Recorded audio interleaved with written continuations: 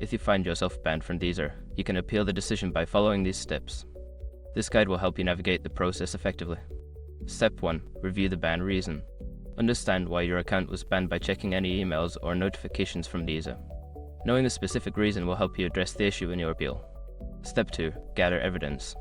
Collect any relevant information or evidence that supports your case. This could include screenshots, emails, or any communication with Deezer that may clarify your situation. Step 3. Write your appeal. Draft a clear and concise appeal letter. Explain your situation, provide any evidence you gathered, and express your desire to resolve the issue. Be polite and professional in your tone. Step 4. Submit your appeal. Send your appeal to Deezer customer support through their official contact form or email. Make sure to include all necessary details such as your account information and the reason for your appeal. Step 5. Wait for a response. After submitting your appeal, be patient and wait for Deezer to respond. This may take some time, so check your email regularly for updates regarding your appeal status. In conclusion, appealing a ban on Deezer requires understanding the reason for the ban, gathering evidence, writing a clear appeal, submitting it properly, and waiting for a response.